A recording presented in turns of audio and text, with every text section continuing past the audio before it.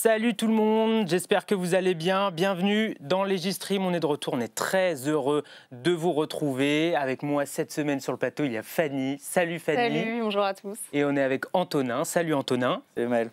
Alors, programme chargé cette semaine, puisqu'on va parler du rapport sur les violences dans les milieux culturels, des défaillances de la protection de l'enfance et de la commission d'enquête sur les violences dans les établissements scolaires. Programme léger cette semaine, n'est-ce pas? On va en parler tout de suite avec notre premier invité, Erwan Balanan. Bonjour. Bonjour. Merci beaucoup d'être dans Legistream. Vous êtes député Les Démocrates du Finistère, vous êtes membre de la Commission des affaires culturelles et de l'éducation et vous présentez aujourd'hui votre rapport, le rapport d'une commission d'enquête de plusieurs mois sur les violences dans les milieux du cinéma, de l'audiovisuel et d'autres milieux de la culture. Donc voilà, le cadre est posé et donc pour commencer, dites-nous un peu comment vous avez ressenti tous ces mois d'audition qui était quand même assez chargé en émotions.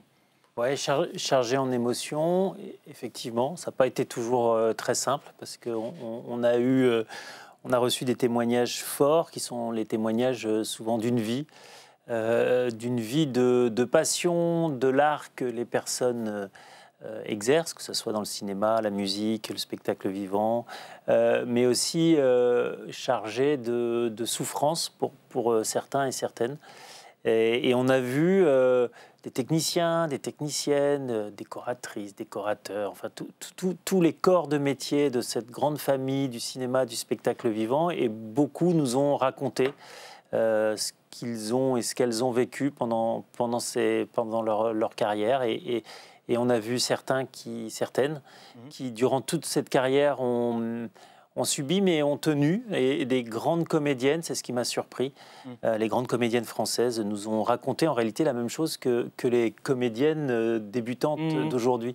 Et ça nous posait quelques questions quand même sur l'état un peu systémique de ces violences sexistes et sexuelles. Vous décrivez une machine à broyer des talents. Oui. Pourquoi est-ce que vous dites ça? Parce que c'est la réalité.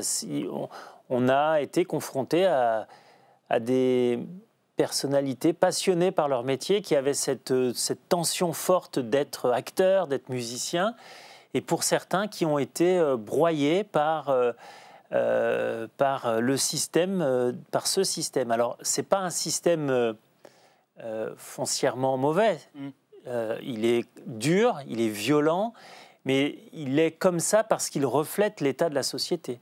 Et c'est ça que moi, sur lequel je veux vraiment appuyer, c'est que les champs de notre commission d'enquête, le cinéma, la culture, en réalité, c'est comme dans notre société. Ça reste sexiste, ça reste un lieu où il y a trop de violences sexuelles, et ça reste un lieu avec un héritage patriarcal très puissant.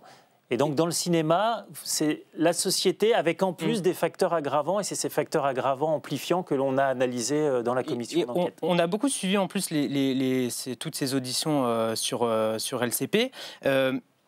Parmi ces auditions, il y avait des actrices et des acteurs qui dressent, en fait, dans leurs auditions, des vraies listes de faits de violence. On a vraiment l'impression que sur chaque tournage, quasiment, il se passe un truc. Non, on peut pas dire ça, parce que c'est pas sur chaque tournage, mais c'est fréquent. Et c'est durant la vie d'un artiste, ça a été quasiment pour tout le monde à un moment donné, en tout cas pour les femmes. Et on a bien vu la différence entre les hommes et les femmes.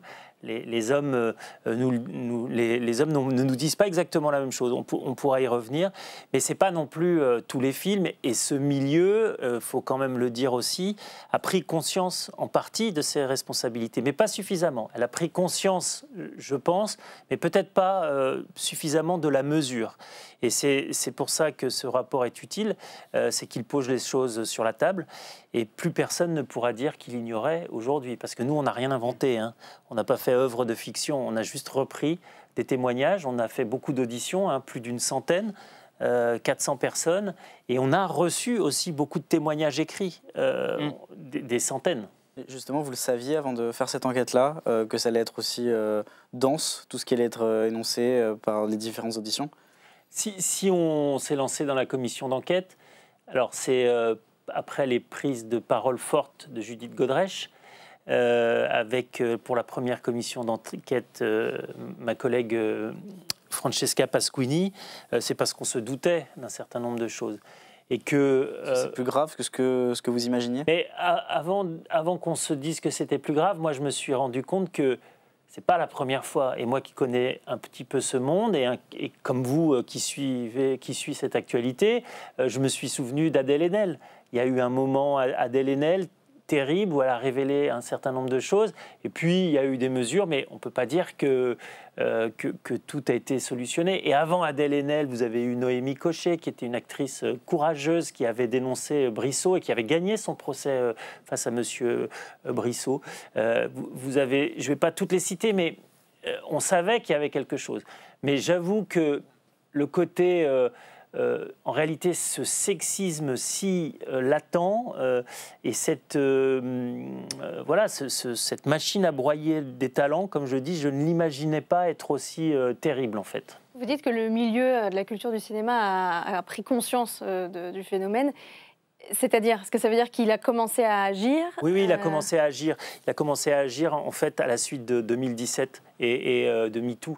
Et il y a eu des choses qui sont des bonnes choses. Et il y a même, par exemple, l'obligation pour tous les producteurs aujourd'hui d'être formés et de suivre une formation sur les violences sexistes et sexuelles. Et ça a été mis en place par le CNC, donc le Centre national de la cinématographie, et ça va dans le bon sens. Et récemment, ils ont même rendu obligatoire ces formations avant chaque tournage. Chaque tournage qui touche une subvention du CNC doit mettre en place une formation à double niveau en numérique, une formation sur Internet et une formation en présentiel.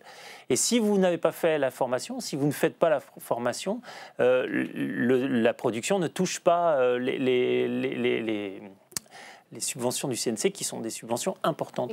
Concrètement, pardon, et qu'est-ce qu'il y a dans ces formations? Qu'est-ce qu'on apprend? Enfin, c'est des cours, c'est des cas pratiques? Oui, exactement. Alors nous, on a été assisté à une formation sur un début de tournage, un film qui allait commencer, et donc on a été à cette formation.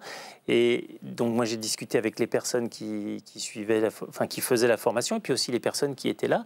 Ils ont eu tout un tas de questions, de fiches à apprendre via une plateforme, via une sorte de MOOC, et ils ont dû valider ces questions.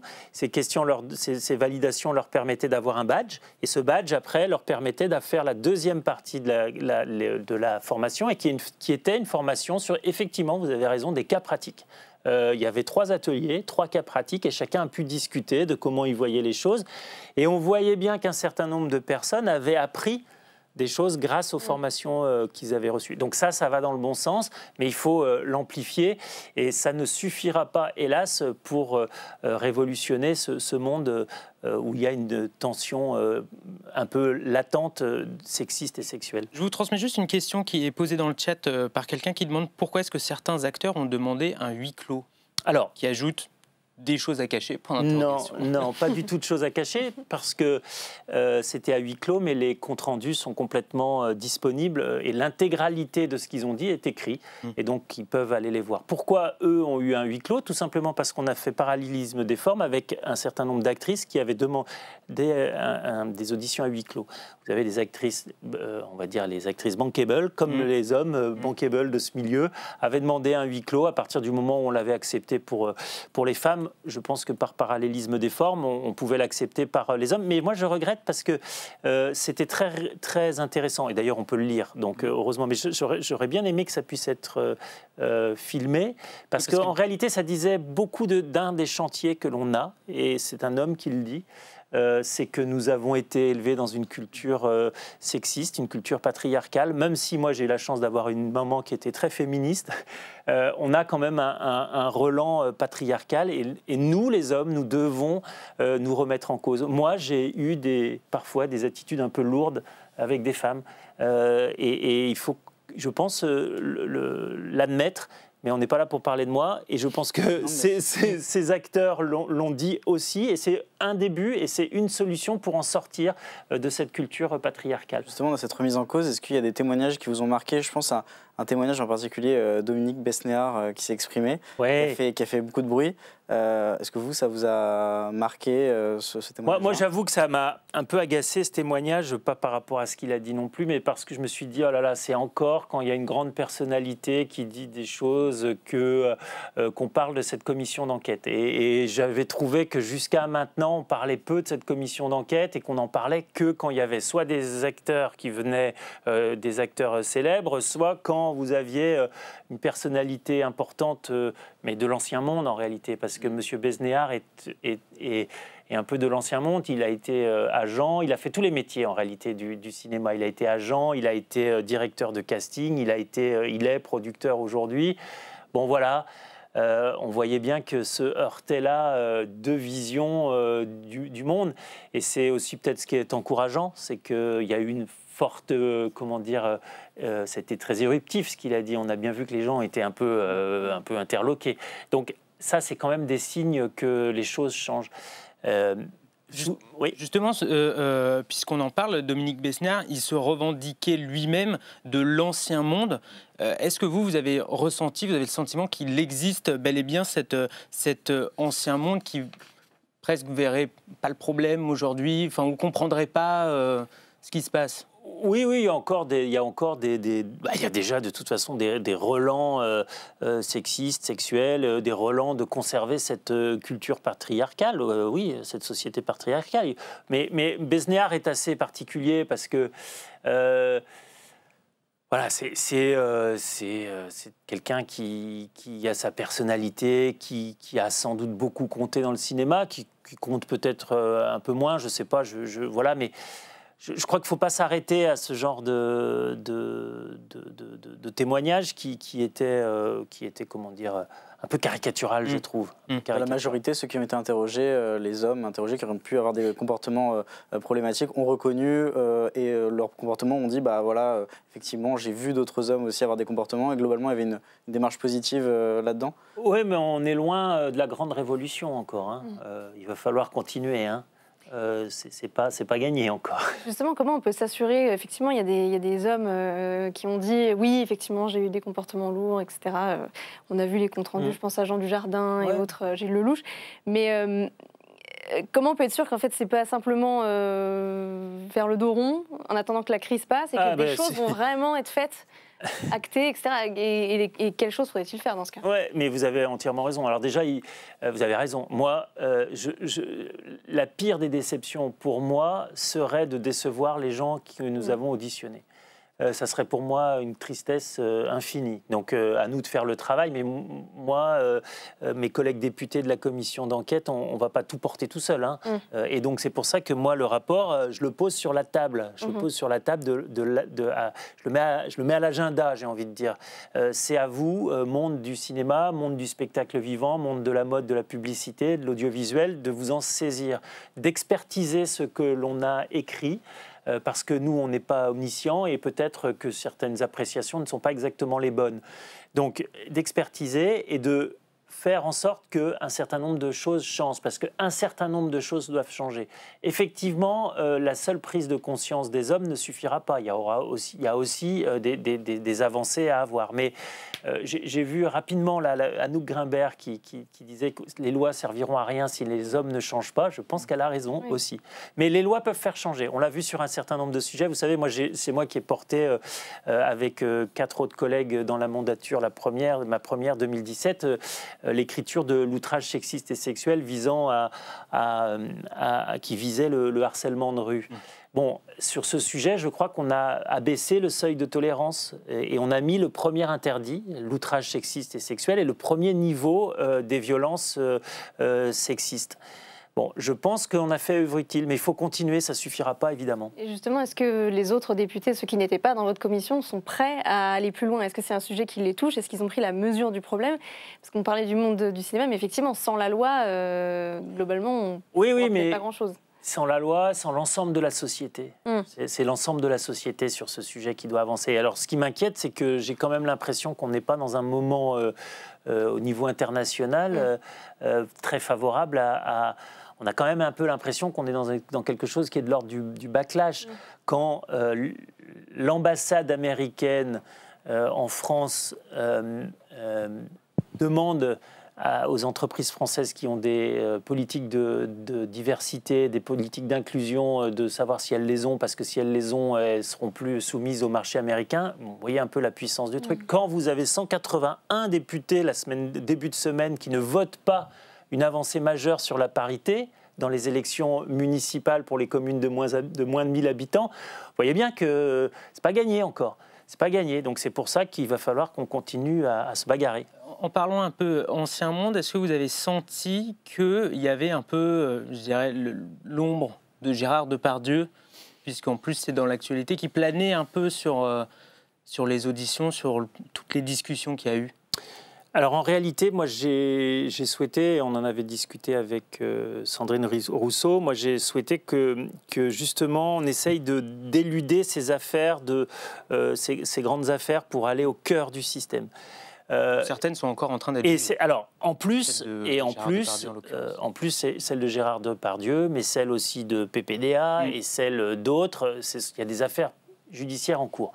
Et une commission d'enquête n'a pas vocation à aller sur le terrain judiciaire. Et nous n'avons pas été sur le terrain judiciaire. On nous a même parfois reproché de ne pas suffisamment interroger des personnes qui étaient présentes. Mais nous sommes restés dans notre rôle et je pense qu'en restant dans notre rôle, on a aussi fait quand même œuvre utile. Très concrètement, sur les propositions de loi qui vont être faites, éventuellement, vous avez des idées, déjà des pistes de se dire il faudrait ça, plutôt ça? Oui, alors il y a beaucoup, il y a 86 propositions. Je l'ai dit, beaucoup d'entre elles sont des propositions d'ordre... j'ai envie de dire, de prise en compte de la réalité de la situation par les acteurs. Enfin, quand je dis les acteurs, c'est par la filière. D'autres sont du pouvoir réglementaire, d'autres appartiennent aux conventions collectives. Donc les conventions collectives du monde du cinéma elles vont devoir évoluer, et elles ont évolué récemment, et il faut encore qu'elles évoluent. Et quelques sujets, qui ne sont pas des moindres, sont de l'ordre de effectivement de la loi. Et donc nous allons travailler sur ces sujets-là. Qui vous tient particulièrement à cœur j'ai pas envie de rentrer dans la hiérarchie du catalogue, parce que je crois que ce qui, à mon sens, fait la puissance de ce rapport, c'est que nous avons vraiment fait une anatomie de ce monde. Et de cette anatomie, nous proposons quelque chose qui est global et un peu tout se tient. C'est-à-dire que si nous créons des nouveaux délits sur certains sujets, mais qu'à côté de ça, il n'y a pas de prévention, il n'y a pas de formation, ça ne servira à rien. Donc c'est vraiment une globalité, mais il y a des pistes sur lesquelles, évidemment, on va avancer. Moi, je propose qu'on laisse décanter, que le rapport soit lu par tout le monde, par toutes les personnes qui travaillent dans ces milieux-là, et que les gens qui ont des propositions à nous faire nouvelles nous les fassent, des gens qui ont des critiques à nos propositions le fassent aussi. Moi, je le pose en toute humilité sur la table, à vous de vous en saisir, mais nous, on va continuer le travail aussi. Concrètement, vous êtes aussi beaucoup penché sur le cadre de la présence des enfants sur les tournages. Aujourd'hui, un enfant qui tourne une scène sur un plateau de cinéma, il n'a pas réellement d'accompagnement propre qui lui est dédié, s'il a un souci, pour savoir comment il se sent. Alors, normalement, depuis la mise à jour de la convention collective au mois de mai, je crois, de cette année, il doit être accompagné par un référent enfant. C'est une première étape. Moi, je pense qu'il faut aller plus loin. Il faut aller plus loin, il faut renforcer les règles pour les enfants et leur présence sur scène. Aujourd'hui, il y a deux critères, il y a 16 ans et majorité, c'est entre 16 ans et 18 ans. Moi, je propose qu'on mette tout pareil jusqu'à 18 ans, parce qu'une jeune femme entre 16 ans et 18 ans, vous voyez bien que c'est peut-être là qu'elle peut potentiellement être une proie. Donc c'est cette période qu'on va uniformiser. Et moi, je propose aussi un renforcement des contrôles et un renforcement de l'accompagnement pour les enfants de moins de 7 ans. Parce que moins de 7 ans, vous êtes vraiment tout petit. Et parfois, vous le faites aussi pas complètement consentant, parce que vos parents vous poussent. Et donc, une analyse un peu psychologique de l'enfant, des parents, me semble pouvoir être importante. Et sur l'accompagnement des enfants, le référent, je propose que ce soit des référents qui soient formés, qui soient certifiés et dont on contrôle l'honorabilité, c'est-à-dire que comme dans le sport, aujourd'hui, vous êtes éducateur sportif, on contrôle votre honorabilité. Depuis récemment, depuis la Ça veut dire c'est la présence de casier. Oui, de voilà, c'est présence, qu'on veille à ce que ces personnes soient complètement à leur place en tant qu'éducateurs pour enfants. Et ça marche pour les référents, évidemment, mais ça marche aussi pour les associations qui donnent des cours. On a travaillé sur un sujet où je ne pensais pas qu'on allait y passer en tant de temps sur la question de la maîtrise des Hauts-de-Seine, où on a vu qu'il y avait un certain nombre de sujets. Alors, il y avait un volet judiciaire, on ne l'a pas abordé, mais on a essayé d'analyser le système, comment il fonctionnait, et effectivement, on voit aujourd'hui qu'il est, à mon sens, dysfonctionnel. Pardon, vas-y, je t'en prie. Quand on vous écoute, on comprend qu'en fait, il faudrait sensibiliser tout le monde, former tout le monde, y compris peut-être les agents, peut-être que vous en direz un mot. Oui. La question que je me pose, c'est... parfois, on pourrait aussi vous répondre, en tout cas, un réalisateur, par exemple, pourrait vous dire « Oui, mais c'est ma liberté artistique. Oui. » Vous avez une expression que j'ai lue dans la presse qui est « Il n'y a pas d'excuse de génie ». Exactement. Est-ce que vous pouvez en dire un peu plus ? Le talent, l'auteur, le réalisateur, avec tout son génie, ne peut pas être au-dessus du code du travail. Il ne peut pas être au-dessus de nos règles, il ne peut pas être au-dessus du code pénal. L'art ne permet pas de filmer les corps, c'est ça que vous êtes en train de dire ? L'art, bien sûr, d'une certaine manière. Bien sûr, vous pouvez filmer les corps. Oui, mais je veux dire, voilà, mais dans un cadre qui est simplement le consentement éclairé de la personne qui est filmée. Et aujourd'hui, on a vu, il y a eu des abus et il y a eu des situations d'emprise, et c'est ça qu'il faut éviter. Et c'est pour ça que je propose aussi que l'on forme dès les écoles d'art les jeunes futurs artistes pour qu'ils soient formés dans les deux sens, c'est-à-dire à respecter les règles du code du travail et du code de notre vie de tous les jours, de ce qui est les interdits de la société, c'est-à-dire le code pénal, et que d'un autre côté, ils soient capables de se défendre devant des atteintes qui leur seraient faites à ce code pénal et à ce code du travail. Donc, mais moi, j'ai été artiste avant d'être député. J'étais photographe, j'étais réalisateur. Je ne vois pas en quoi aucune de ce qu'on propose là aurait pu limiter ma capacité à créer. Aucunement. J'allais dire, c'est vrai que dans les témoignages, je pense par exemple à celui de Sarah Forestier ou de Nina Meurice, qui racontaient qu'elles ont dû tourner des scènes sexuelles, parfois de viol, alors qu'elles avaient même même pas 10 ans. On se demande... ce que je veux dire par là, c'est qu'aujourd'hui, on n'a pas l'impression quand elles en parlent, qu'elles ont été accompagnées du tout. On se demande comment c'est possible. Et les témoignages des grandes actrices françaises, il était terrible pour moi. C'est que tout d'un coup, je les écoutais et j'étais en train de réaliser que depuis la naissance de leur passion pour le jeu, pour la vie d'actrice, elles avaient subi des violences. Elles avaient subi des violences, parfois l'accumulation de ce que certains appellent le sexisme ordinaire, mais que je déteste le mot d'ordinaire, c'est-à-dire le sexisme tout simplement puissant.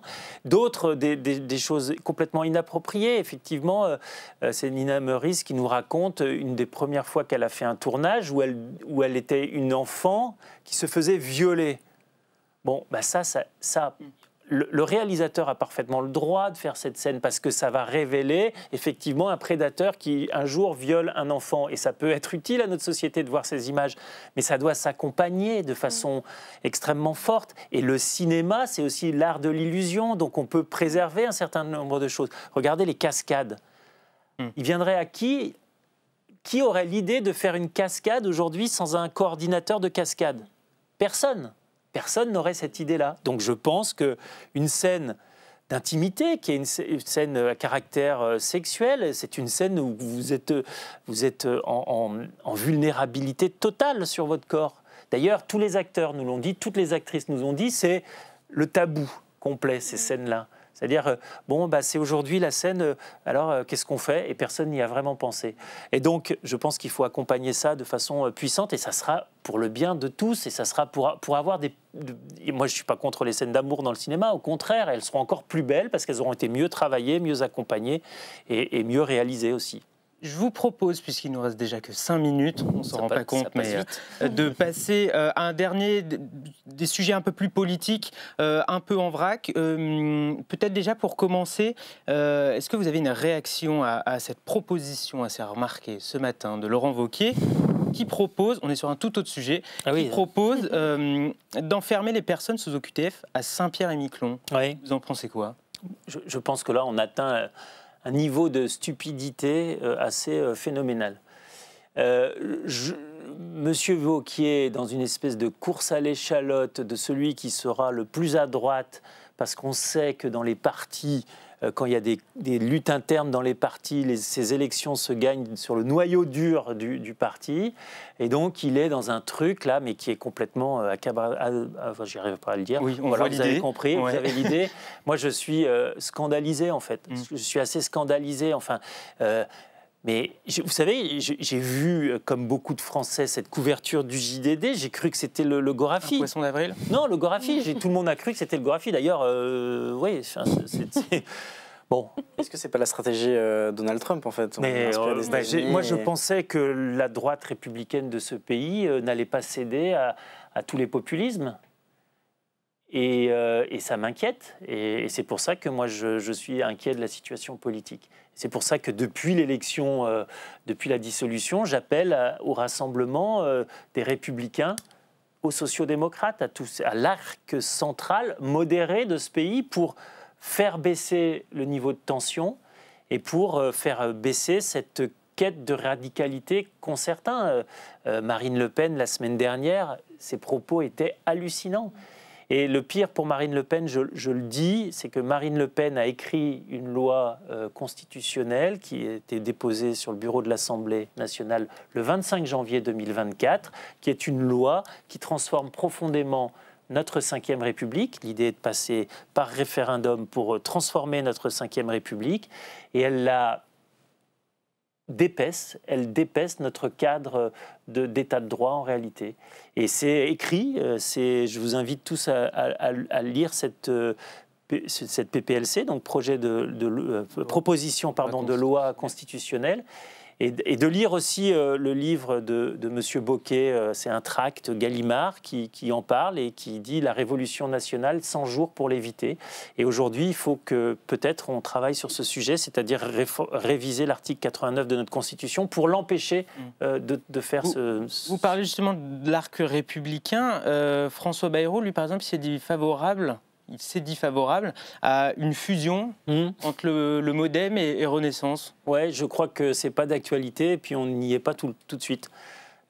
Pourquoi pas parce que, je crois que c'est pas le moment et je pense qu'on peut avoir cet arc modéré, républicain, en gardant chacun ses spécificités, ses particularités, et je crois que ça permettra sans doute d'arriver plus facilement vers cette idée de grande coalition que moi je souhaite dans ce moment donné.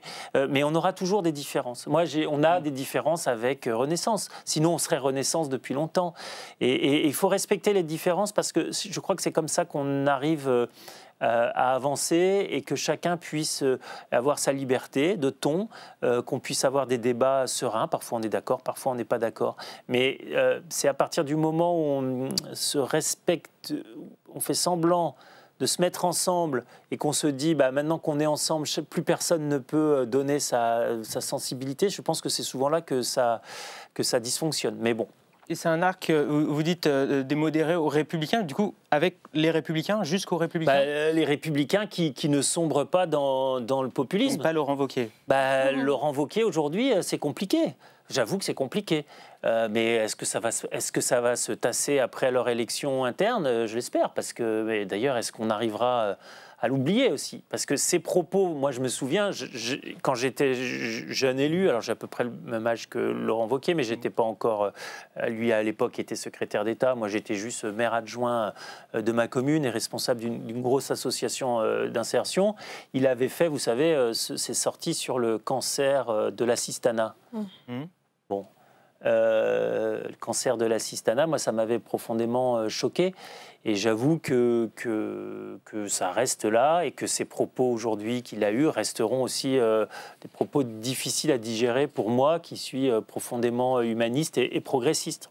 Écoutez, merci beaucoup Erwan Balanant. On arrive à la fin de cette partie. Merci d'avoir répondu à nos questions et à celles du chat. On va vous laisser poursuivre votre marathon de la journée. Et on vous retrouve ce soir avec Sandrine Rousseau sur LCP. Exactement. Ça vous regarde. Exactement. Merci beaucoup Erwan Balanant. On va accueillir notre prochaine invitée, Marianne Maximi. Je vous en prie, asseyez-vous. Bonjour. Merci beaucoup d'être sur le plateau de Légistream. Donc, vous êtes députée La France Insoumise du Puy-de-Dôme. Vous êtes membre de la Commission des Finances. Merci d'être avec nous dans Légistream. Donc, avant de parler du rapport sur les défaillances de la protection de l'enfance, on va commencer par le commencement. Avant d'être députée, vous étiez éducatrice spécialisée auprès d'enfants placés. Vous, qu'est-ce que vous avez vu par votre expérience comme défaillance quand vous étiez éducatrice? Moi, j'ai vécu en tant que professionnelle ce qu'on va appeler l'effondrement de la protection de l'enfance, de cette politique publique qui est essentielle, qui vise à protéger des enfants qui sont en danger dans leur environnement familial. Ça concerne quand même 300 000 enfants dans notre pays, donc c'est pas anecdotique.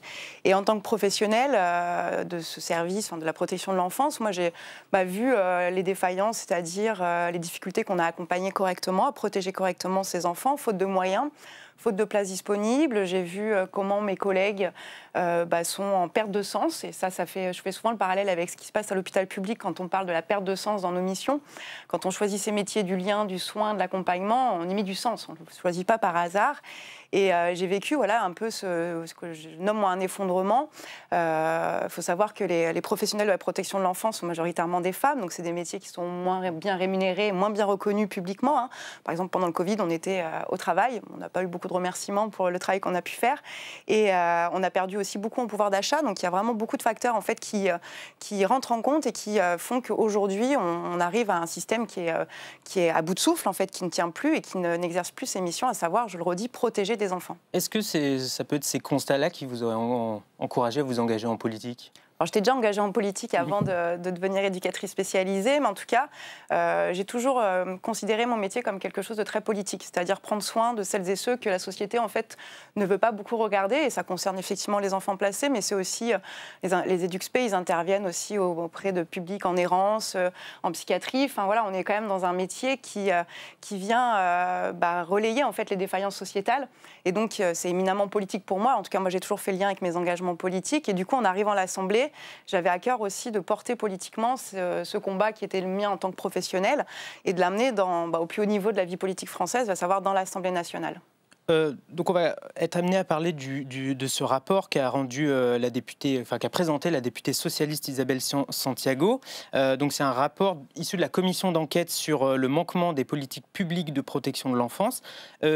Quand on parle d'enfants victimes, de quoi on parle exactement? C'est des violences entre enfants et adultes, d'agression, de viol, de quoi pour qu'on comprenne bien de quoi on parle. Alors qu'on comprenne bien, on parle d'enfants qui sont en danger. Alors les dangers, ils sont multiples, en tout cas qui sont victimes de maltraitance. Elles peuvent être psychologiques, physiques, ça peut être des négligences. Il y a tout un éventail, malheureusement, d'actes qui mettent en danger les enfants. La protection de l'enfance, quand on parle de placement, c'est quand on sépare les enfants de leurs parents, la plupart des cas, pour les mettre en protection de l'aide sociale à l'enfance. Donc ils sont placés dans des foyers. Et le travail que nous faisons, c'est de la suppléance parentale, c'est-à-dire qu'on vient suppléer les défaillances et accompagner l'enfant. Donc c'est de la relation éducative, c'est de l'accompagnement dans la vie quotidienne et c'est aussi les aider à se construire avec l'histoire qui est la leur, qui est difficile, débuter dans la vie avec une famille qui va pas bien ou qui nous maltraite ou qui nous néglige. C'est évidemment plein de traumatismes qu'on doit aussi accompagner et c'est les aider à grandir là où ils sont, donc en foyer.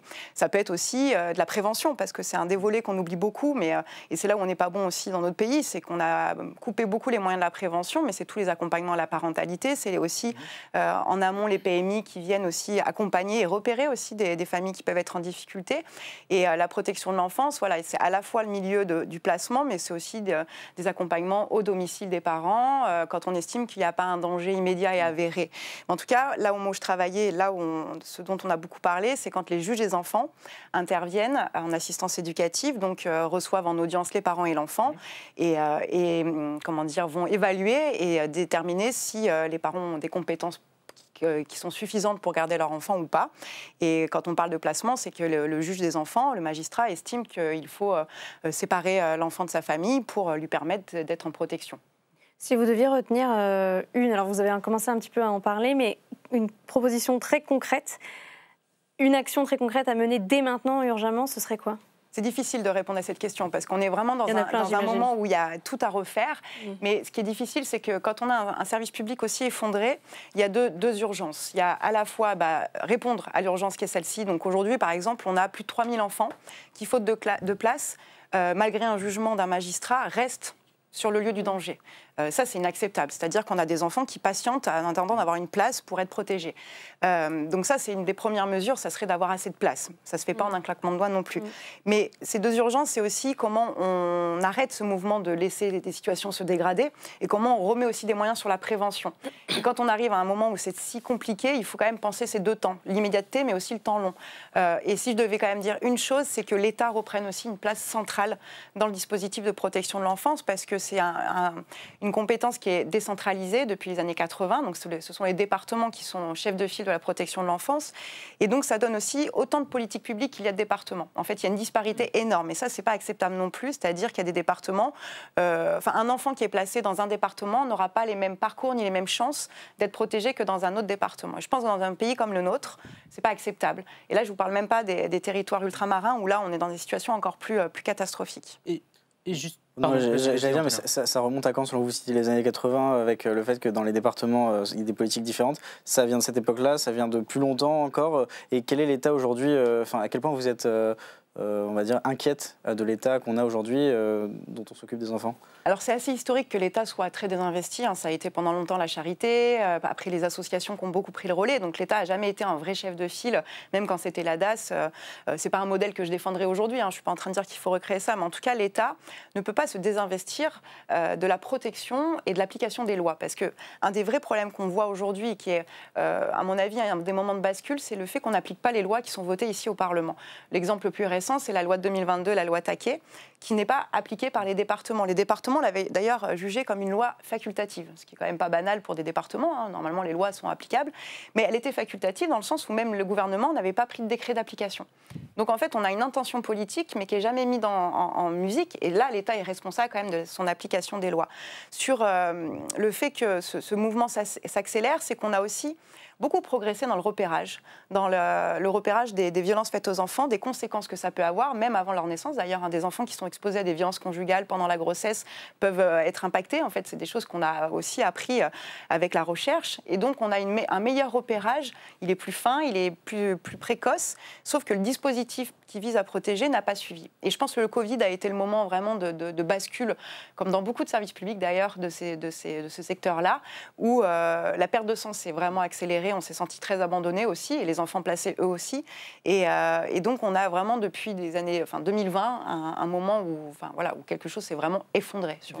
Comme on parle de l'État, je vous transmets juste une question qui nous est posée dans le chat. Quelqu'un qui demande, est-ce que la nomination, il rajoute entre parenthèses, certes très tardive, de Sarah El Haïry début mars au Haut Commissariat à l'enfance est une bonne nouvelle pour la prise en compte et la prise en charge centralisée de la protection de l'enfance ? Pas du tout. Pas du tout. C'est une mauvaise nouvelle parce que ça veut dire d'une part qu'on n'a pas de ministère dédié à l'enfance, ce qui est un vrai recul, ce qui était d'ailleurs une des revendications à la fois des collectifs d'enfants qui sont de l'ASE, aussi des professionnels et des associations habilitées. Donc là, on se rend compte qu'en fait, ce gouvernement-là n'a pas l'enfance en tant que ministère, c'est-à-dire c'est Mme Vautrin qui a la compétence, mais avec un portefeuille qui est immense. Et donc ça a été compensé par la nomination de Mme El Haïry il n'y a pas si longtemps. Pour l'instant, je n'ai pas de feuille de route, je ne sais pas quelles sont ses compétences. En fait, c'est très flou et c'est un très mauvais signal justement pour les droits des enfants, alors qu'il y a quelque chose qui s'est mis en marche, c'est-à-dire le fait qu'il y ait la commission d'enquête, que les médias s'en saisissent. Enfin, on sent que dans la société, ça bouge. Il y a un collectif, un comité de vigilance des enfants placés qui s'est créé l'année dernière. Donc, c'est la première fois qu'on a autant de paroles d'anciens, qu'on a des professionnels, enfin voilà, qu'on a tout ce secteur qui commence à vraiment dire, voilà, on a besoin d'aide et c'est le moment où on choisit d'enlever le ministère des droits, enfin des enfants. Donc là, c'est un mauvais signal. Non. Vous parliez des moyens d'accueillir les enfants placés. Je crois qu'il faut un adulte pour 3 enfants à peu près.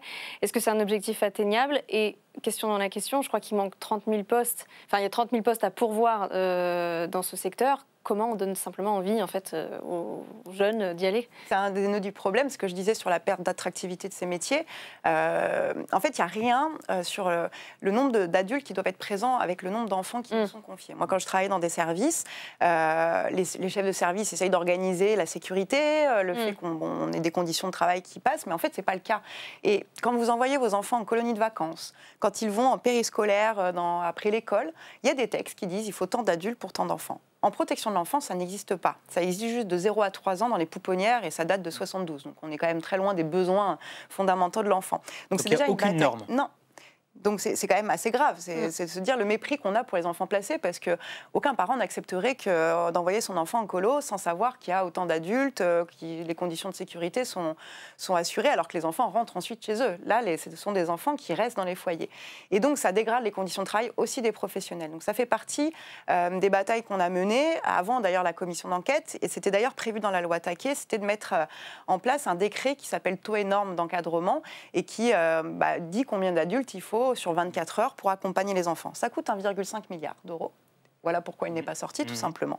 Ensuite, sur l'attractivité des métiers, c'est là où on a une vraie bataille. Elle est aussi salariale, c'est-à-dire la reconnaissance. Moi, je pense qu'on a aussi à voir ce que font ces personnels, ces professionnels, majoritairement des femmes, je le redis. Donc, c'est aussi très vieux dans l'imaginaire collectif on a fait ces métiers-là gratuitement pendant des siècles. Et donc, pourquoi nous payer bien? Parce que c'est un vrai métier, avec des compétences, des diplômes. Donc là, il faut augmenter effectivement les salaires et reconnaître aussi sociétalement le travail qui est fourni par les professionnels. Et juste tant qu'on parlait des encadrants, on disait qu'il n'y avait pas de normes, ça veut dire que concrètement, aujourd'hui, n'importe qui peut devenir encadrant d'enfants? Alors, ce n'était pas le cas avant. Moi, par exemple, là où j'ai travaillé, on n'avait que des personnels qui étaient éducateurs spécialisés, diplômés. Aujourd'hui, face au manque de professionnels disponibles pour travailler dans le secteur, on a de plus en plus des gens qui ne sont pas diplômés. Mais le plus grave, c'est qu'on a de plus en plus des gens qui ne sont pas formés. Donc aujourd'hui, on compense le manque de professionnels sur le terrain par des gens qui n'ont pas les compétences. Et c'est un métier, c'est pas juste, on n'est pas en train d'accompagner justement des enfants au quotidien. Enfin, ça nécessite d'avoir des compétences dans le développement de l'enfant, dans la relation éducative. Donc ça, c'est absolument pas régi dans la loi. Et pire, on assiste aussi à une montée en puissance de l'intérim et l'arrivée du privé lucratif dans la protection de l'enfance. Comme on l'a connu dans les EHPAD avec Orpea, ce qui a fait scandale, comme on l'a connu dans les crèches privées, où il y a eu une commission d'enquête il n'y a pas si longtemps. Mais dans la protection de l'enfance, ça arrive assez discrètement, mais on a quelques opérateurs qui viennent ouvrir des maisons d'enfants en 24 heures dans des Airbnb. C'est ce qu'on voit. Donc, nous, on est pour l'interdiction du privé lucratif. Là, on parle de l'accueil, mais est-ce que la solution ne serait pas finalement d'avoir moins d'enfants à placer et donc, vous parliez de prévention tout à l'heure, de finalement former quelque part les parents, en tout cas de faire un travail éducatif avec eux? Alors, ça existe déjà, mais avec très peu de moyens, et souvent, la prévention est souvent le parent pauvre, mais là encore, je peux faire le parallèle avec la santé. C'est-à-dire, si on avait des vraies politiques de prévention, de santé publique, comme de parentalité, d'accompagnement, de repérage beaucoup plus tôt, évidemment, on n'en serait pas au même nombre d'enfants qui seraient en difficulté, enfin de parents qui seraient en difficulté au niveau parental. Et donc, moi, je pense qu'il y a vraiment à travailler sur ces deux urgences, à savoir... Là, tout de suite, l'immédiat, c'est de faire en sorte que les enfants soient protégés dans de bonnes conditions, mais c'est surtout de faire en sorte qu'il y ait moins d'enfants en danger dans notre pays. Enfin, ça me semble évident, mais on voit que ce n'est pas du tout vers ça qu'on se dirige pour l'instant. Non, mais pourquoi on en est là aujourd'hui? Est-ce que c'est un manque de soutien populaire aujourd'hui de la population qui se détache de cette situation des enfants? Est-ce que c'est justement les politiques, les députés qui aujourd'hui décident de ne pas voter ce genre de loi parce que c'est pas c'est pas prioritaire. Je sais, c'est dû à quoi exactement? Parce que la situation, on la partage avec vous, on est tout aussi attristés par ces situations-là, mais pourquoi ça bouge pas? Mais ça dit plein de choses de comment on considère les publics qui sont accompagnés en protection de l'enfance, en fait. Qui sont ces enfants, qui sont leurs parents. Moi, j'ai tendance à dire que, déjà, il faut partir du principe que les violences faites aux enfants, elles n'ont pas de classe sociale, elles n'ont pas de culture, elles sont partagées, mais comme pour les violences faites aux femmes, en fait. Mais on a un prisme où on pense que c'est plutôt les classes populaires qui seraient en difficulté éducative, ce qui est faux. Mais il y a ce mépris de classe quand même, de penser que ce secteur-là concernerait que des classes populaires, de gens qui ont été de mauvais parents, de mauvaises personnes, mauvais adultes. Donc du coup, leurs enfants sont un peu responsables de ça. Et donc c'est pour ça que c'est culturel, c'est que vraiment on a à déconstruire et à parler des violences faites aux enfants de manière systémique en fait. Et moi je prends souvent appui sur les luttes féministes qui ont réussi à montrer aussi que les violences faites aux femmes, elles sont partagées en fait dans toutes les cultures et dans toutes les strates sociales de notre société. Et on a besoin en fait de s'emparer de cette question-là très culturelle. Et ça m'inspire beaucoup moi en fait quand on a réussi à politiser par exemple la question des féminicides. Aujourd'hui en France, il y a des infanticides. Mais ils ne sont jamais traités en tant que tels. On n'est même pas capable de savoir réellement combien on a. On a une estimation, c'est un enfant tous les 5 jours qui va décéder par négligence ou violence physique, ou par assassinat, parce il suffit de regarder la presse souvent locale pour se rendre compte que c'est un phénomène qui est systémique. Et donc on a vraiment cette bataille-là. Et pour faire comprendre aux gens que la protection de l'enfance, ça peut concerner tout le monde, et qu'en tout cas, en tant qu'adulte, on se doit d'être concerné pour protéger ces enfants-là. Il y a une autre chose, c'est que les enfants, ça ne vote pas, et on part du principe que leurs parents, qui sont ceux de la protection de l'enfance, ne vont pas voter, ils vont surtout pas aller à BFM Télé ou sur une autre chaîne pour dire moi mon enfant il est placé dans de mauvaises conditions. Donc on a vraiment ces mécanismes-là à déconstruire et à comprendre que ça concerne la société entière. Il y a quelqu'un qui pose la question à nouveau dans le chat. Tout à l'heure on parlait des mineurs délinquants, qui demande les mineurs délinquants, c'est pas une hypocrisie de l'État qui ne s'occupe pas de certains quartiers? Alors, là, on voit l'État, et notamment le gouvernement aujourd'hui, avec la loi Attal, là, qui passe en CMP bientôt à l'Assemblée, va beaucoup réagir à la violence des mineurs et à en faire un vrai sujet. On a eu un texte qui vise à déconstruire l'ordonnance de 45, qui est quand même un fondement de la justice pénale des mineurs dans notre pays. Et sachant que, après-guerre, on a construit cette justice pénale en partant du principe qu'un enfant qui est délinquant, en tout cas qui fait des actes délictueux, est avant tout un enfant en danger et à protéger. Et on est en train de déconstruire tout ça aussi. Et ça, c'est très grave, parce que ce qu'on voit aujourd'hui, c'est qu'effectivement, un enfant qui va commettre des délits, des crimes, souvent, c'est un enfant qui n'a pas été repéré comme en difficulté, en danger. Et donc, on a une criminalisation de l'enfance au lieu de la protéger. Et en 1945, on avait été capable de comprendre ces mécanismes-là. Et là, aujourd'hui, en 2025, on est en train de reculer complètement. Et moi, j'alerte là-dessus parce que c'est très grave. Là, au Sénat, ils ont d'ailleurs été encore plus loin à mettre encore régresser plus. Et c'est des dangers pour moi parce qu'on ne va rien régler de la délinquance des mineurs et on va surtout invisibiliser le danger qu'ils vivent, eux. Alors, ce n'est pas pour excuser, il faut de la justice pénale des mineurs, il n'y a pas de problème là-dessus, et il faut évidemment des sanctions, c'est pas ça le débat. Mais c'est que du coup, ça invisibilise le fait, qu'est-ce qui est conduit à passer à l'acte, en fait. Et peut-être pour terminer sur le sujet, je voulais revenir sur un exemple sur lequel avait insisté notamment Isabelle Santiago, c'est le cas des pouponnières. Le rapport pointe des violences dans les pouponnières, c'est-à-dire où on place des enfants de 0 à 3 ans. Même à cet âge-là, on observe des violences. Alors, c'est pas des violences, je ne sais pas comment elle l'a décrit, mais j'avais accompagné Isabelle Santiago visiter la pouponnière où moi j'ai pu intervenir en tant que professionnelle. Ce qu'on décrit et ce qu'on a vu dans cette pouponnière, c'est le manque de place qui existe par rapport aux besoins. En fait, on est vraiment dans une politique où on n'est pas adapté aux besoins. Ce qui fait qu'on a des pouponnières, donc c'est des enfants qui sont en danger dans leur famille, qui sont confiés par le juge dans ces pouponnières, donc c'est 0-3 ans comme vous l'avez dit. Et le problème, c'est qu'il n'y a plus de famille d'accueil pour les orienter ailleurs. Donc en fait, ils restent beaucoup trop longtemps en collectif, ce qui est très délétère pour leur développement, évidemment, psychomoteur, affectif. Et surtout, le sureffectif, le manque de professionnels et le turnover fait qu'un enfant doit grandir avec des figures d'attachement, avec des gens en référence, avec une stabilité. Et en fait, la dégradation de la protection de l'enfance ne permet plus ça. Et donc, on a des enfants qui montrent, par exemple, un syndrome qui s'appelle l'hospitalisme, qu'on avait réussi à éradiquer chez nous, qu'on trouvait dans les orphelinats, en fait, avant-guerre ou après-guerre, où c'est une dépression sévère du nourrisson qui peut conduire à la mort. Ça a été documenté. Et on avait avez réussi, en améliorant les conditions d'accueil, la formation des professionnels, la stabilité des accueils, à éradiquer complètement ce syndrome de notre pays. Et on le revoit revenir aujourd'hui.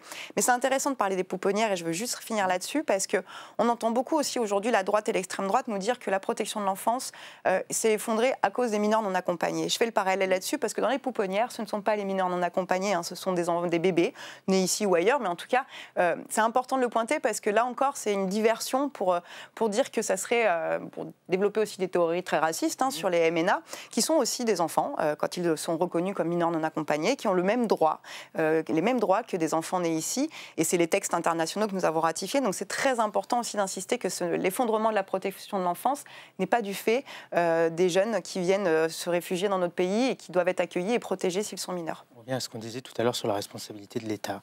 Je vous propose d'avancer dans les thèmes. On reste sur des sujets en lien avec les violences sur les mineurs, notamment dans les établissements scolaires. On va parler des travaux de la commission d'enquête sur les violences dans les établissements scolaires. Paul Vanier, votre collègue, et Violette Spielbout, tous deux co-rapporteurs, étaient au village d'enfants de Riaumont vendredi. Et ils ont dit que tous les signaux étaient là pour faire part des violences, des sévices sexuels et du danger pour enfants. Après l'ASE, c'est une faillite de qui dans ce cas-là, pour ce qui est arrivé là ? Des adultes. Il faut quand même se dire qu'on a un problème en tant qu'adulte, une grande responsabilité, mais c'est plus profond que ça. Et la commission d'enquête, suite aux révélations vis-à-vis de Notre-Dame de Bétarame, en fait, on se rend compte du tsunami en fait, qui est face à nous, de violences systémiques dans les établissements scolaires, privés et publics d'ailleurs. Alors privé, c'était Bétarame, mais il y en a plein d'autres. Mais on se rend compte que la question des droits des enfants est vue comme quelque chose de très accessoire, encore une fois, dans notre pays, et qu'on est encore bien loin de respecter nos propres textes, les textes internationaux.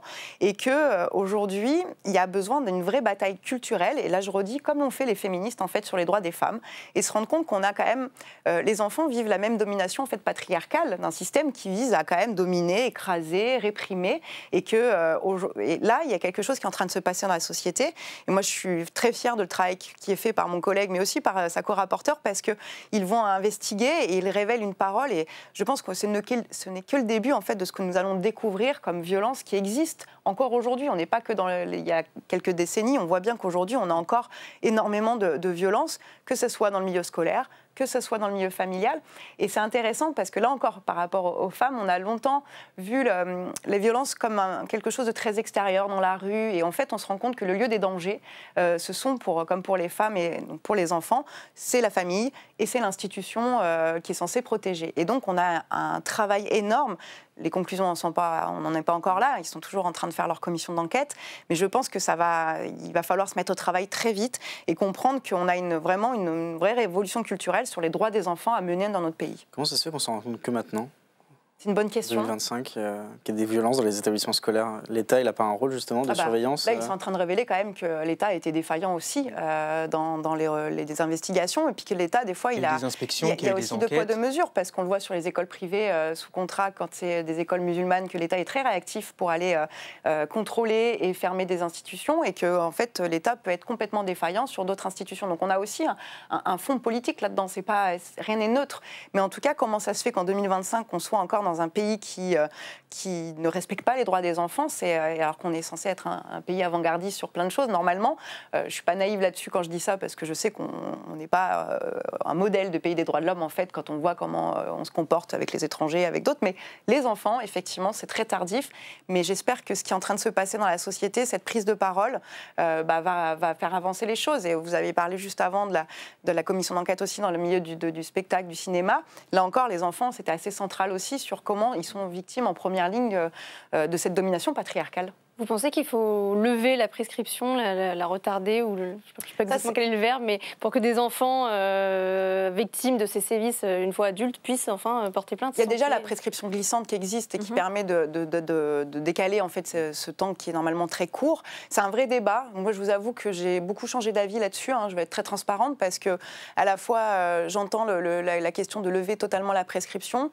J'entends aussi le côté où ça peut, comment dire, la justice, elle répare pas tout là-dessus, et donc c'est là où moi je suis pas pour non plus dire ça sera la chose qui va vous réparer. Je pense qu'il y a aussi un mouvement pas que judiciaire, même s'il est hyper important évidemment pour les gens, et que ça fait partie aussi de la reconstruction pour plein de personnes, mais je pense qu'il y a aussi une question sociétale vraiment très puissante qu'on doit avoir, et se dire que il y a plein d'associations en fait, qui existent, qui travaillent, qui essayent de visibiliser la parole des enfants, qui essayent de faire des manifestations, mais les enfants, par définition, sont mineurs, donc n'ont pas la même prise de parole que nous. Et en tout cas, c'est important, qu'on soit militant, qu'on soit politique, qu'on soit parent, d'écouter en fait ce que disent les enfants, de les écouter partout. Et quand ils grandissent, ils ont des choses à raconter aussi. Il faut écouter ce qu'ils ont vécu. Je trouve que la commission d'enquête là sur Betaram le fait vraiment très bien, même si c'est très dur à entendre.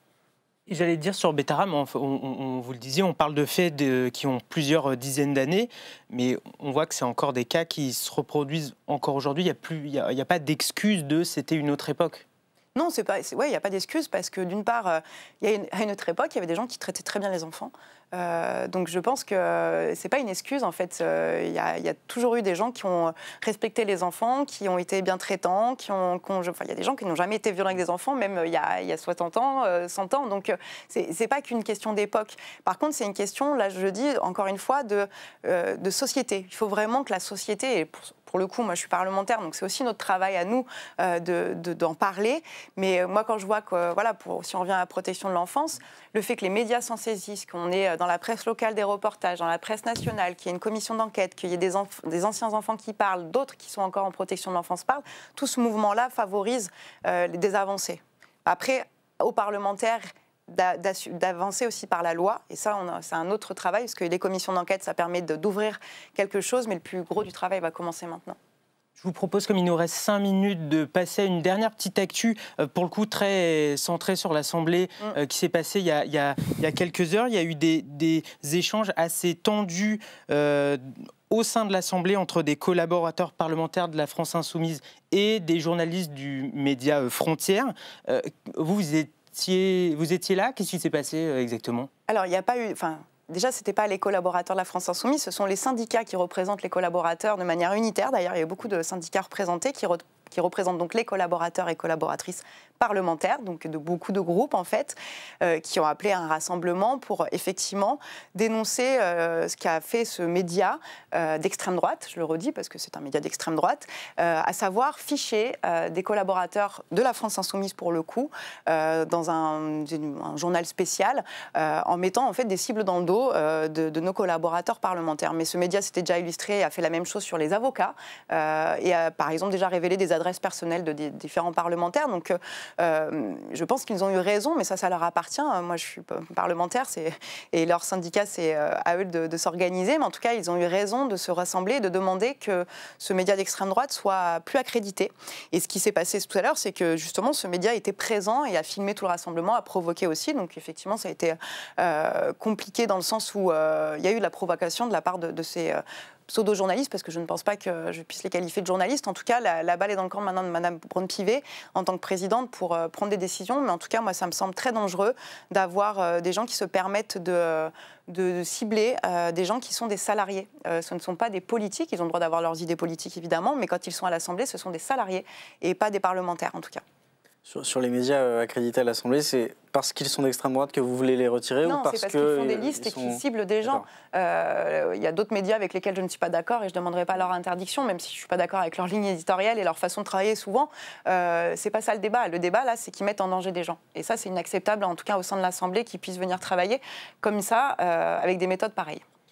Est-ce que la présidente de l'Assemblée nationale ne va pas vous répondre que l'Assemblée, c'est la maison du peuple et de tout le peuple, et que donc Frontières, qui est un média, a le droit de venir couvrir l'actualité parlementaire? Je ne sais pas ce qu'elle répondra, mais en tout cas, je pense qu'il y a quand même quelque chose de dangereux qui est en train de se passer. Moi, je ne suis pas d'accord que mes collaborateurs et collaboratrices soient en danger là, sur leur lieu de travail, parce que c'est ça dont il s'agit. Donc moi, je m'oppose à ça, et en tant que parlementaire, en tant qu'employeur, j'ai une responsabilité aussi vis-à-vis des personnes qui travaillent pour moi. Et il est hors de question que leur lieu de travail se transforme en un lieu de danger pour eux. C'est déjà arrivé, ce genre de situation? C'est-à-dire de médias qui franchissent la ligne, ils vont beaucoup trop loin et on retire leur accréditation de l'Assemblée. C'est une bonne question, je n'ai pas la réponse. Il faudrait demander à la présidence si c'est déjà arrivé. Mais en tout cas, là, de ce que je vois, c'est que là, ça va très très loin et ce n'est pas acceptable, ça c'est sûr. Vous pensez, pardon, je t'en prie. Vous pensez qu'il y a un mouvement aussi de fond. On a beaucoup parlé ces dernières semaines de la manière dont certains au Rassemblement national mettaient des cibles aussi dans le dos des juges après la condamnation de Marine Le Pen. Vous pensez qu'il y a un mouvement de fond, en tout cas de ce côté-là de l'échiquier politique, qui fait des listes ça rappelle des heures sombres de notre histoire quand même. C'est des méthodes d'extrême droite, de faire des listes de gens, de cibler, de diffuser des adresses personnelles, d'attaquer des gens comme ils le font. On a déjà connu ça dans notre histoire et c'est pas possible que ça revienne et qu'on laisse faire à l'Assemblée nationale. Et je dirais que c'est quand même différent. Quand on fait de la politique, par exemple, mes votes, ils sont publics. Il n'y a pas de problème qu'ils soient critiquables, qu'on me demande des comptes. C'est mon travail d'être transparente. C'est pas la même chose quand on est salarié. Et ça, c'est vraiment une des vraies différences. Et là, moi, j'insiste là-dessus parce que c'est justement la maison du peuple, l'Assemblée nationale, et aucune personne ne doit être inquiétée pour le fait d'y travailler. Et tant qu'il nous reste 1 minute et qu'on parle de médias et de une de médias, on peut peut-être parler de celle du JD News, d'où Laurent Wauquiez en fait propose d'enfermer les personnes sous OQTF à Saint-Pierre-et-Miquelon. Vous en avez pensé quoi ? Alors, je ne vais pas reprendre l'expression de mon collègue, mais c'est vrai qu'on peut penser le Gorafi tellement c'est gros, mais en fait non, c'est la réalité et ça dit quelque chose de là où on en est dans le débat politique. C'est extrêmement grave. La course à la présidence des LR est en train de devenir une course à qui sera le plus facho, qui va dire le truc le plus grave, le plus dingue. Enfin, je ne sais pas comment qualifier, parce que c'est vraiment hallucinant. Enfin, ça dit comment on considère les personnes qui sont en situation irrégulière, qu'on peut envoyer comme ça. Ça dit quelque chose de comment ils considèrent les territoires, les collectivités autres que le territoire hexagonal. Enfin, pour les habitants de Saint-Pierre-et-Miquelon, je trouve que c'est quand même ultra violent d'entendre ce genre de propositions.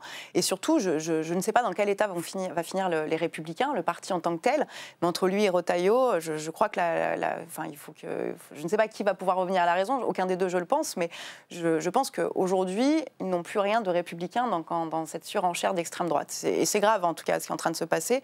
Laurent Wauquiez a déjà fait des grandes sorties avec lesquelles qu'on a combattu et qui étaient pour moi très dangereuses, mais celle-ci en une d'un journal, là aussi, pour le coup d'extrême droite, mais qui, en tout cas, devrait interpeller toute personne ici à l'Assemblée qui a justement des valeurs républicaines. Écoutez, merci beaucoup Marianne Maximil d'avoir répondu à nos questions et d'être venue sur le plateau de Légistream. Merci beaucoup Fanny, merci beaucoup Antonin. Merci au chat d'avoir suivi ça et d'avoir posé les questions. Pas de Légistream la semaine prochaine. Donc rendez-vous dans 2 semaines. Merci beaucoup, passez une bonne journée, à bientôt, ciao ciao tout le monde.